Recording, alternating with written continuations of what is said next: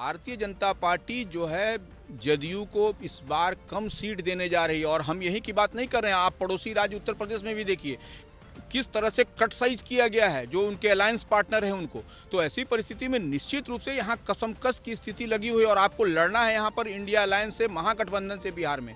और जब तक अभी तक आपका सीट शेयरिंग नहीं, अभी तक सीटों के प्रति क्लियरिटी नहीं और उहापोह की स्थिति मची हुई है, बनी हुई है। तो और नीतीश कुमार का इस बीच में विदेश दौरा, तो यह क्या बतलाता है? इस बीच में किसी समय चुनावी डुगडुगी बच सकती है। तो यह बड़ा सवाल है और बड़ा इशू है, इसको हल्के में लेने से जरूरत नहीं है। एक बात तो अभी मानता हूँ, मेरी समझ है कि पिछले चुनाव की जो 39 सीट की जीत थी, ये कठिन है इसको बरकरार रखना। जैसा अभी नीतीश जी भरोसा दिला रहे हैं कि हम 40 सीट जीतेंगे, बिहार में सभी 40 जीतेंगे और 400 के पार होगी भाजपा।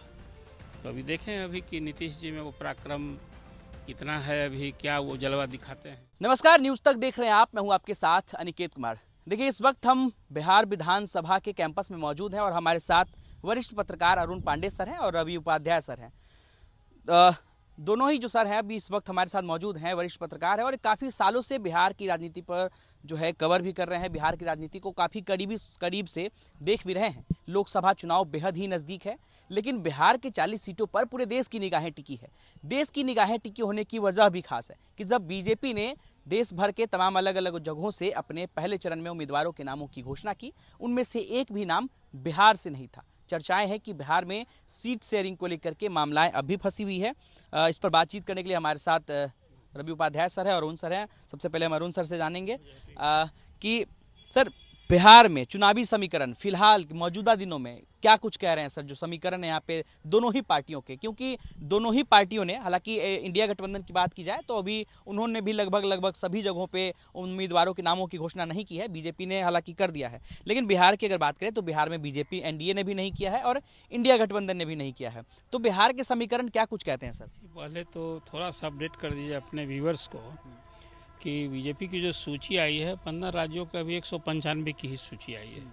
तो बिहार ही नहीं, बिहार, महाराष्ट्र, इस तरह से भी कई राज्यों की सूची आनी है, दूसरी सूची आनी है।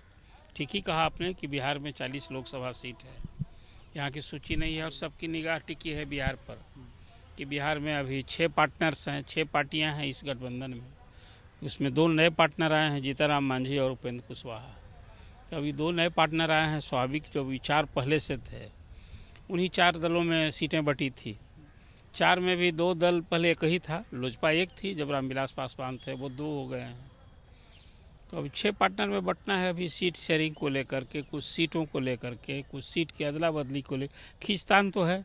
आपने देखा कि प्राइम मिनिस्टर आज फिर बेतिया हैं, इसके पहले औरंगाबाद में और बेगूसराय में उनकी मीटिंग हुई। और ये 2 पार्टनर जो हैं ना, वहाँ चिराग गए, जो अभी तक तो नरेंद्र मोदी के हनुमान बने थे, हनुमान दुखी हैं, राम तो हार गए। और उपेंद्र कुशवाहा भी नया यहाँ इस पार्टनर बने थे, वो भी नहीं गए हैं। तो कुछ तो वजह है ना, वजह यही है कि वो जो सीट चाहते होंगे, जितनी संख्या चाहते होंगे, जो सीट चाहते होंगे, अभी बात नहीं बनी है। मेरी तो खबर ये है कि हाजीपुर सीट तय हो गई है, उसमें जो बीजेपी को ही तय करना था, तो वहाँ चिराग के खाते वो सीट मिल रही है। इसी की तो जीत थी उन्हें कि ये उनके पिताजी की विरासत वाली सीट है, तो वहाँ वो सीट मिले। अब तुरंत आप सवाल करेंगे, जब चिराग पर बात बन गई है तो फिर पारस का क्या होगा? तो ये पारस जी की भी चिंता बीजेपी को करनी है। वो चुनाव लड़ेंगे कि नहीं लड़ेंगे, नहीं लड़ेंगे तो बीजेपी उनके लिए कुछ तो करेगी ना, और राज्यसभा में भेजे, गवर्नर बना दे, अनुसूचित जाति आयोग का अध्यक्ष बना दे, यूँ ही तो बैठेंगे नहीं। अभी केंद्रीय मंत्री हैं और आपको याद होगा आए तो साथ थे, तब तो नीतीश कुमार के फोल्ड में थे वो जी।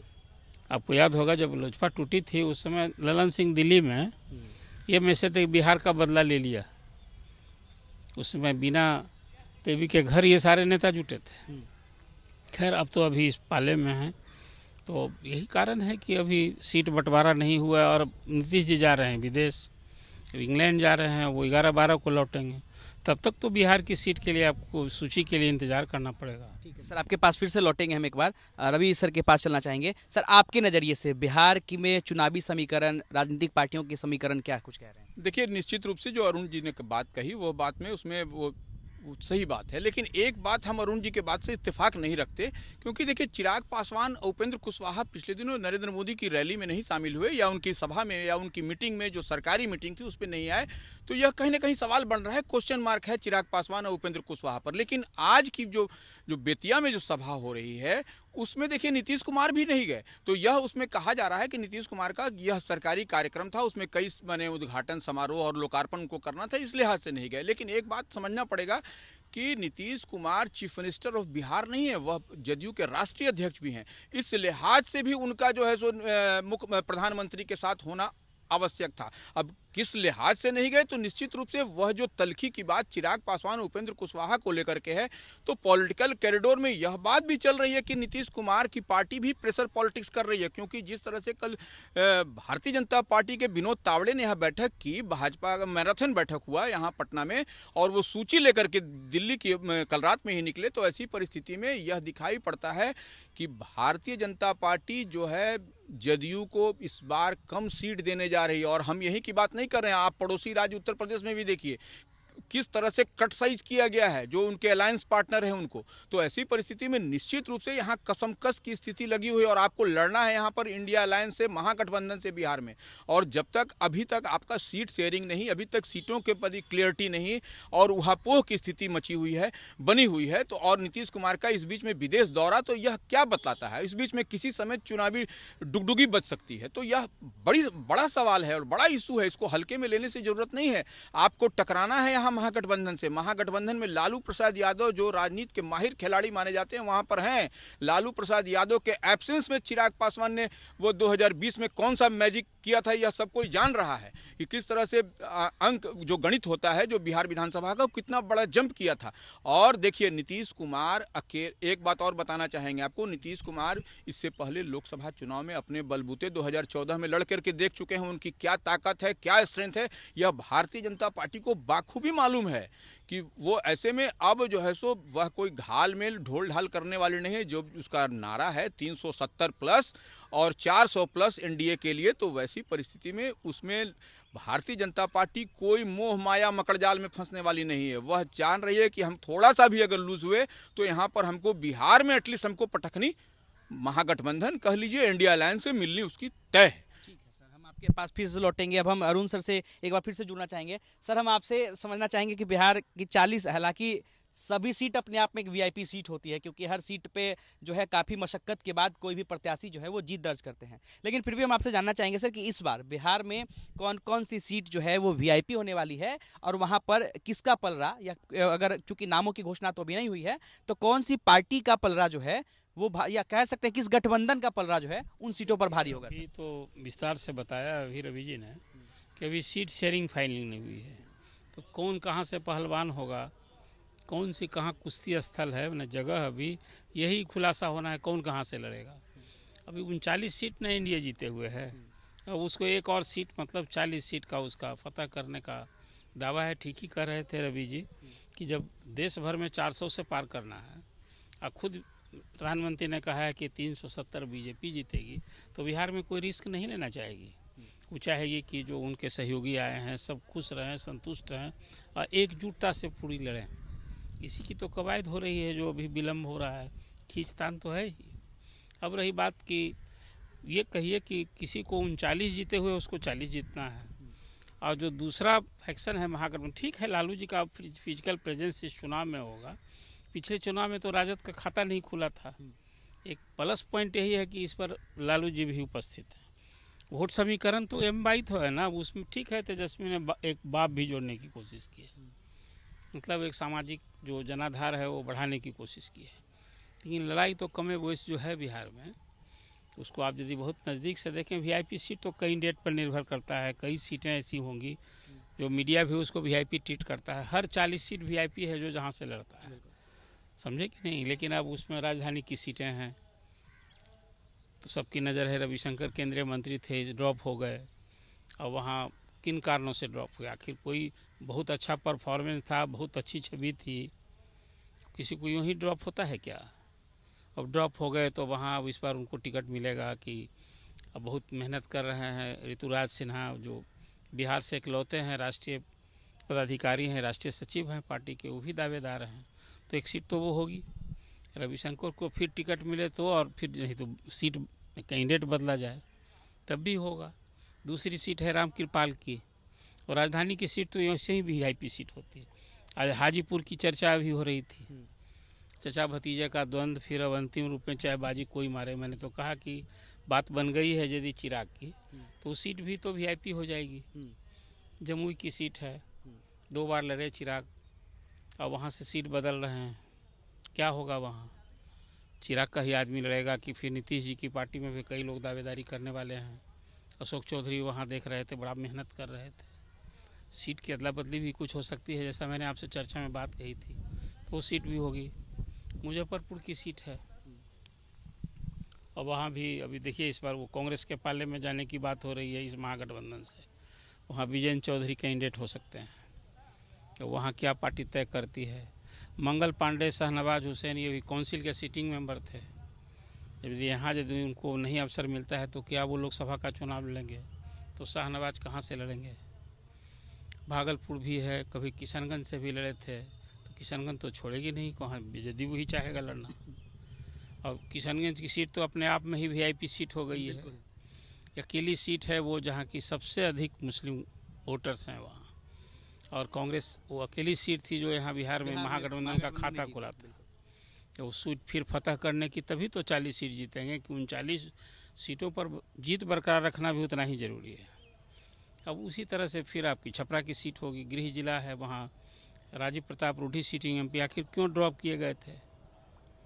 केंद्र में इसे तो मजबूत मंत्री थे, मजबूत चेहरा थे, राष्ट्रीय प्रवक्ता हैं, फिर भी ड्रॉप हो गए थे। तो सीट पर भी निगाह होगी। सीट तो जितनी सीटें जदयू की 39 है, सब अपने आप में महत्वपूर्ण हॉट सीट, इसलिए कि उस पर जीत बरकरार रखना। और जैसा मैंने आपसे कहा कि अब आरा की सीट हो गई है, फिर अभी देख लीजिए इस बार क्या होगा। आरके सिंह हैं वहाँ, और वहाँ अभी इस बार माले से सुना कि मीना तिवारी कैंडिडेट होंगी। कैंडिडेट वहाँ गठबंधन से बदलने की बात हो रही है, महत्वपूर्ण। अश्विनी चौबे हैं, वहाँ अभी हैं मंत्री, चर्चा होती है कि इस बार पता नहीं उनका क्या होगा। बक्सर में, हाँ बक्सर में, वहाँ कोई मिश्रा है आईपीएस ऑफिसर, वो सेवा से वॉलंटियर रिटायरमेंट होकर आए हैं, आनंद मिश्रा, उनकी चर्चा होती है। तो पार्टी को देखिए, 2 आदमी बिहार में बीजेपी के नेता में जो अपनी मेरी समझ जानकारी है कि गिरिराज सिंह और अश्विनी चौबे जब नीतीश जी के साथ यहाँ थे लोग, तो नरेंद्र मोदी के तब बड़ी करीब थे जब वो मुख्यमंत्री थे वहाँ। और वो उसी तरह से सुशील जी नीतीश जी के बहुत करीब दिखते थे। तो अब उसका पुरस्कार फिर मिलता है कि फिर इन दोनों को टिकट मिल जाए। उम्र के लिहाज से कहीं राधा मोहन सिंह हैं, उनको टिकट मिलता है कि नहीं मिलता है, ज़्यादा संभावना नहीं मिलने की है। रमा देवी हैं, उनकी भी संभावना वैसे ही है। अब बीजेपी की आज जो अभी कल विनोद तावड़े गए हैं दिल्ली, तो चर्चा रही कि कुछ ऐसी सीटें हैं जो बीजेपी चाहती है खुद लड़ना। उसमें सीट है आपको नवादा, उसमें सीट है भागलपुर, झंझारपुर, सिवान, अंतिम रूप से तय होना। इसलिए कहा कि सीट शेयरिंग जब तक फाइनल नहीं हो जाता है। अब एक मुंगेर सीट बहुत दिलचस्प है, बिल्कुल। तो ललन सिंह अध्यक्ष थे, अब खुद ही उन्होंने, जैसा लोग कहते हैं कि इस्तीफा लिया गया, वो कहते हैं नहीं हम स्वेच्छा से दिए हैं, तैयारी कर रहे हैं उसी सीट को। पार्टी में अब ललन सिंह की वो हैसियत शायद नहीं रह गई है, ये तो कहा ही जा सकता है। अब एक आरोप था कि वो राजद से प्रॉक्सिमिटी बढ़ गई थी, यही ना आरोप हुआ, आनन फानन में चेंज हुआ।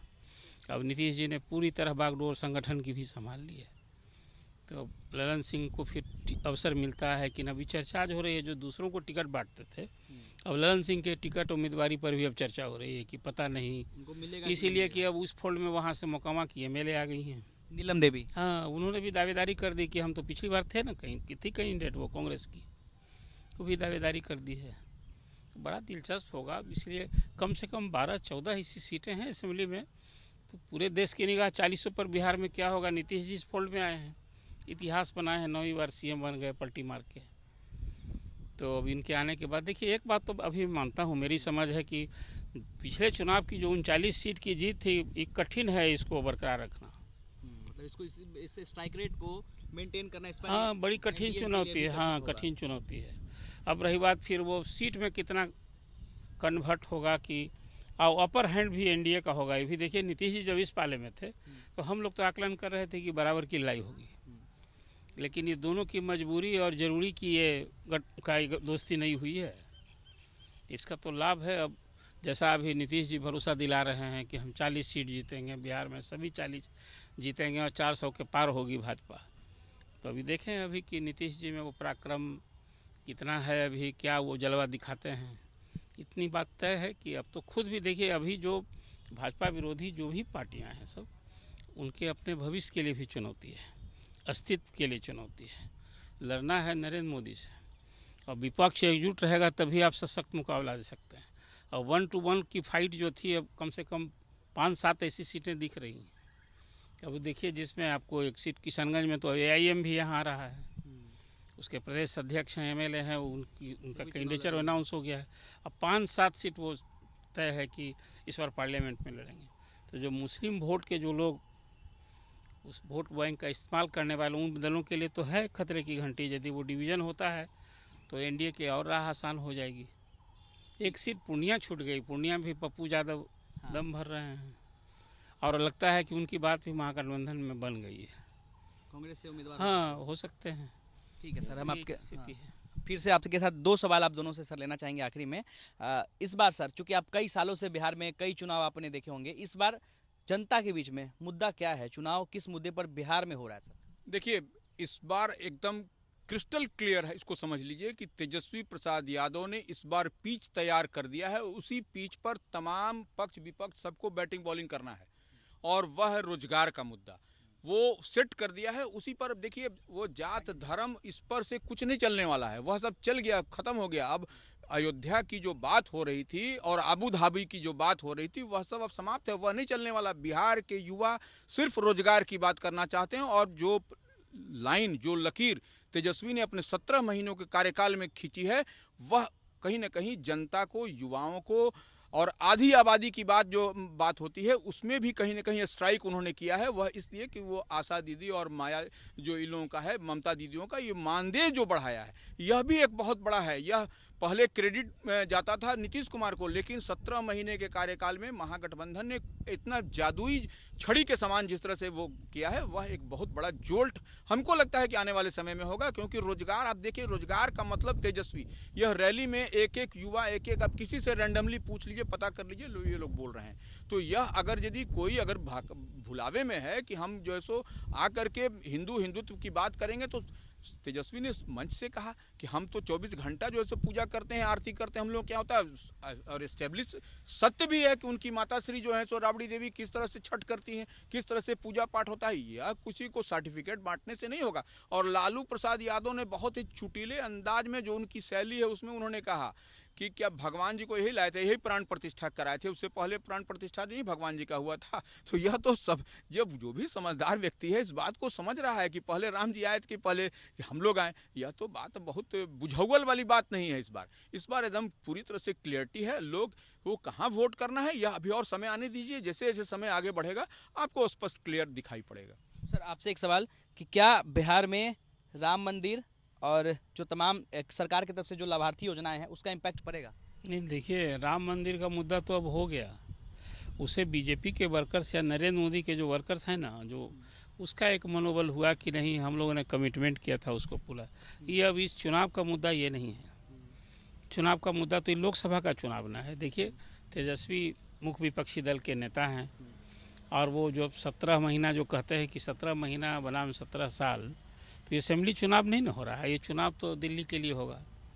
तेजस्वी की पार्टी जो सीट जीतेंगे तो यहाँ कोई वो मुद्दा कहाँ वो क्लिक करेगा, वो असेंबली चुनाव में काम आएगा निश्चित रूप से।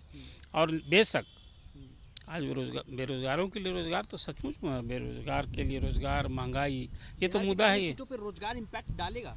नहीं, देखिए, कहने के लिए तो राजद तो यही मुद्दा को न कहेगा, लेकिन तो वहाँ तो जो मुद्दा है नरेंद्र मोदी को घेरने के लिए, वो सब नहीं लोग गिनाएंगे कि क्या काम किए, कौन सा नारा वादा उनका जुमला हो गया। लोकसभा का चुनाव में ये मुद्दा जो है, विधानसभा चुनाव में ये निश्चित रूप से इसका लाभ। लोकसभा में कौन सा मुद्दा चलेगा सर बिहार में? तो अंतः बिहार का पिछड़ा, नीतीश जी कहा करते थे बिहार पिछड़ा है, इसके लिए कुछ करने की जरूरत है। निश्चित रूप से 39 लोकसभा सदस्य बिहार ने दिया, उसके बदले में क्या मिला, ये तो जनता जरूर पूछ रही है। जो बिहार को मिलना चाहिए था, आज भी बिहार का बैंकों का CD रेशियो नहीं बढ़ रहा है। बिहार में जिस सतह ठीक है 3 दिनों में प्रधानमंत्री ने, अब चुनाव निकट आया तो बहुत सारी योजनाओं का उन्होंने उद्घाटन किया, शिलान्यास किया, लोकार्पण किया। ये काफ़ी नहीं है। बिहार की तस्वीर बदलनी है तो यहाँ कुछ और बड़े काम, खासकर रोजगार के फ्रंट, इसलिए कि बिहार मजदूर हब कहा जाता है। आपने देखा कोरोना काल में 50 लाख लोग घर वापस हुए थे, क्या क्या सितम झेला है लोगों ने। मुद्दा तो वहीं का वहीं है। बिहार में यदि रोजगार सुलभ होता, रोजी रोटी के लोग बाहर जाते हैं, तो बिहार में सचमुच कुछ करने की ज़रूरत है। और वो तब होगा जब बिहार के लिए कुछ स्पेशल पैकेज हो। वो जो कुछ प्रधानमंत्री ने पिछले चुनाव में घोषणा की थी 1,25,000, उससे काम नहीं चलने वाला है। सड़कें तो बननी चाहिए, गांव-गांव बिजली पहुंचनी चाहिए, पूरे देश में पहुंचा है।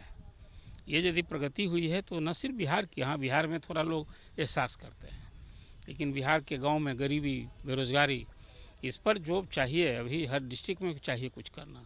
कोई कहीं उसी परिकल्पना भी अभी नहीं मुझे दिखती है। वोट के लिए जब समय आता है तो फिर वही जात की कुनबा में बांध करके लोग इसका लाभ उठाते हैं।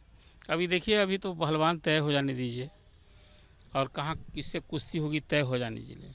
मुद्दा तो पूरे देश में ही ना होगा, रोजगार, महंगाई, और फिर जो नरेंद्र मोदी ने जो कुछ कहा है वो कौन कौन सा वादा पूरा हुआ, यही ना होगा। चलिए, तो देखिए आप दोनों का बहुत बहुत शुक्रिया सर न्यूज़ तक के साथ जुड़ने के लिए। देखिए इस वक्त हमारे साथ अरुण पांडे सर और रवि उपाध्याय, जो कि दोनों वरिष्ठ पत्रकार हैं और काफ़ी सालों से बिहार में पत्रकारिता कर रहे हैं और बिहार की राजनीति को काफ़ी बारीकी से समझते हैं।